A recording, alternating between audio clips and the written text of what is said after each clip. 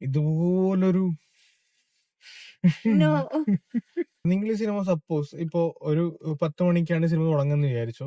നിങ്ങൾ 10:30 കയറിയാലും നിങ്ങൾക്കൊന്നും നഷ്ടപ്പെടാനില്ല. ആ 1/2 മണിക്കൂർ വേസ്റ്റ് ആണ്. ഇനി 2 പോസിറ്റീവ് ഞാൻ പറയട്ടെ.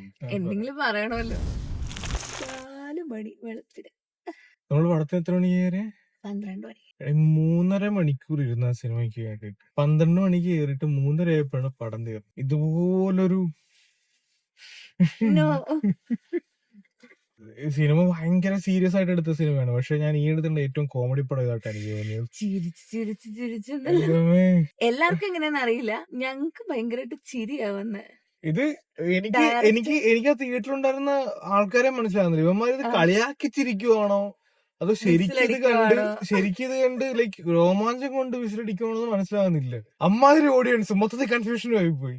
എടാ ഈ കോമഡി പടം ഒരാവശ്യമില്ലായിരുന്നു കേട്ടോ. ഇങ്ങനൊരു പടം ഇപ്പൊ ഇറക്കി വെക്കണ്ട. ആ പുഷ്പ 1 കൊണ്ടങ്ങ് നിർത്തിയിരുന്നെങ്കിൽ ഒരു കുഴപ്പമില്ല.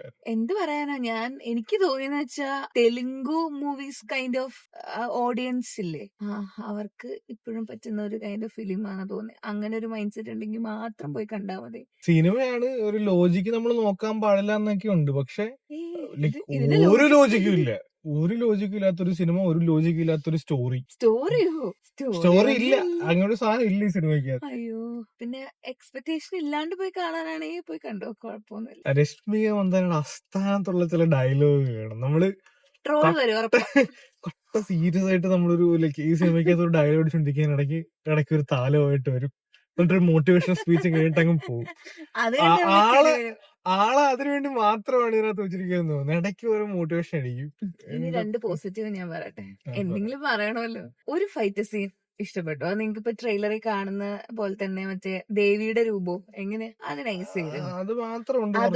അത് കഴിഞ്ഞിട്ടൊരു ഡയലോഗ് ഉണ്ട് രശ്മിക്ക്. ആ ഡയലോഗും ഓക്കെയാണ്. ഈ 2 കാര്യം ഒഴിച്ച് ഒന്നുമില്ല. ഞാൻ ആദ്യമായിട്ടാണ് ഒരു ക്ലൈമാക്സ് ഇങ്ങനെ നടന്ന് ചിരിച്ചോണ്ടിരുന്നത്. ക്ലൈമാക്സ് ലൈക്ക് അവര് ചെയ്യാൻ ഉദ്ദേശിക്കുന്ന സാധനം ഇമോഷണലി ഭയങ്കര ഇതായിട്ടാണ് വരുന്നത്. പക്ഷെ എല്ലാ ഇമോഷണൽ വന്നാലും നമുക്ക് ചിരി വരാതെ ചിരി വന്നു. ഇതിനകത്ത് ഇമോഷണൽ കാണിക്കുന്ന എല്ലാം വൻ കോമഡിയാണ്. ക്ലൈമാക്സിൽ ഫൈറ്റ് ഉണ്ട് മോനെ, അതാണ് സാധനം. നമ്മള് പുഴു കണക്കുന്നത് കിടന്ന് പുഴു കടിക്കുന്ന സീൻ നിങ്ങൾ കാണും. സ്പോയിലർ പറയുന്നില്ല. ഇതിനകത്തൊരു കടി സീനുണ്ട്.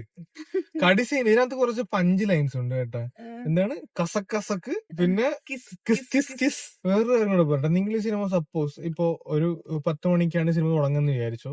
നിങ്ങൾ 10:30 കയറിയാലും നിങ്ങൾക്കൊന്നും നഷ്ടപ്പെടാനില്ല.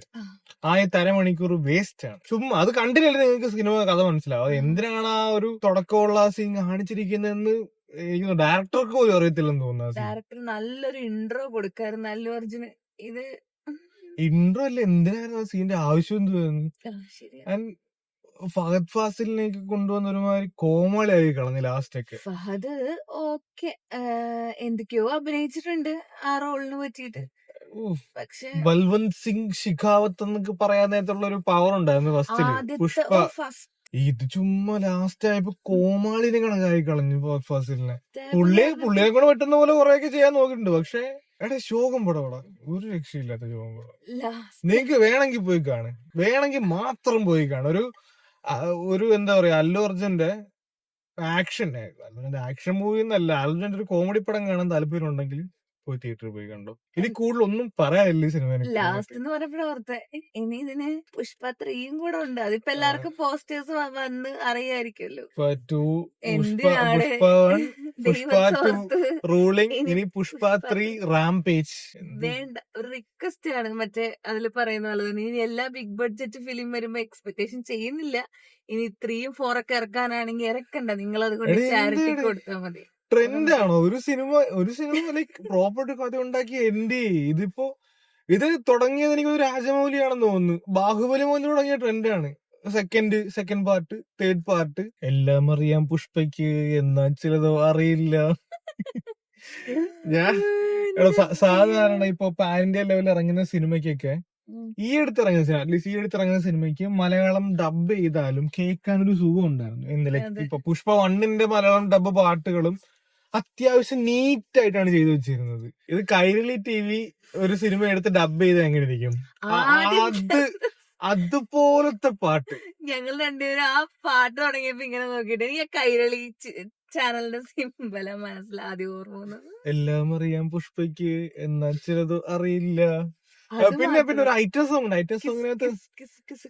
ഞാൻ പറയട്ടെ, ഒരു ടിപ്പിക്കൽ ഒരു തെലുങ്ക് സിനിമയ്ക്കകത്ത് വേണ്ട എല്ലാ സാധനം ഇതിനകത്തുണ്ട്. അതായത് എനിക്ക് തോന്നുന്നു ഐറ്റം സോങ് ഉണ്ട്. പുഷ്പ 1 ഹിറ്റ് ആയാലോ അതിന്റെ അകത്ത് ഒരു ഐറ്റം സോങ്, കുറച്ച് ഇങ്ങനത്തെ സാധനങ്ങൾ, അതുകൊണ്ട് അത് തന്നെ സെയിം ഇതിലകത്തോട്ട് കുത്തി കയറ്റാൻ നോക്കിയോണ്ടായിരിക്കും വർക്ക് ആയില്ല. Typical Telugu film. അതിപ്പോഴുള്ള ഇറങ്ങുന്ന തെലുങ്ക് ഫിലിം അല്ല, പഴയ കാലത്തെ ടിപ്പിക്കൽ തെലുങ്കു ഫിലിംസ് ഇല്ലേ, അത് തന്നെ സിനിമ. ഐറ്റം സോങ്ങിനുണ്ട്, ഐറ്റം സോങ് ഉണ്ട്, ആവശ്യമില്ലാത്തവിടത്ത് ഫൈറ്റ് ഉണ്ട്, പാസം ഉണ്ട്. അതൊക്കെ വെറും പട്ടിപ്പാസം. എന്റെ മോനെ ക്രിഞ്ച് പറഞ്ഞാൽ എന്റെ ദൈവമേ, ക്രിഞ്ചോ ക്രിഞ്ച്.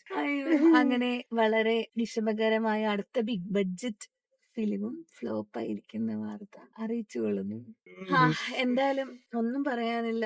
നിങ്ങള് കണ്ടവരാണെന്നുണ്ടെങ്കിൽ എന്തായാലും കമന്റ് ചെയ്യും. നിങ്ങളുടെ കമന്റ്സ് വായിക്കാൻ ഞാൻ വെയിറ്റിംഗ്. നിങ്ങൾ കാണാത്ത ആൾക്കാരാണെന്നുണ്ടെങ്കിൽ ഞാൻ ഒരിക്കലും പറയില്ല ചിലപ്പോൾ പോയി തിയേറ്ററിൽ കാണാനായിട്ട്. അല്ലെങ്കിൽ മറ്റേ ഇതുണ്ടല്ലോ, നമ്മള് പഴയ കോമഡി പടം നമ്മൾ കൂട്ടായിട്ട് ചുമ്മാ ഉൾത്തരം കാണിക്കാൻ വേണ്ടി പോയി കാണത്തില്ലേ, പോയി ആ മൈൻഡ് ആണെന്നുണ്ടെങ്കിൽ തിയേറ്ററിൽ പോയിരുന്ന് എൻജോയ് ചെയ്യാൻ പറ്റുന്ന സിനിമയാണ്, പോയിരുന്ന് ചിരിക്കാം. അപ്പൊ നന്ദി. സമയം ഇപ്പൊ എത്രയാണ്? സമയം ഇപ്പൊ എത്രയായി? 4:17 വെളുപ്പിനെ 4:17. അപ്പൊ ശരി, നന്ദിയുണ്ട്. Bye bye.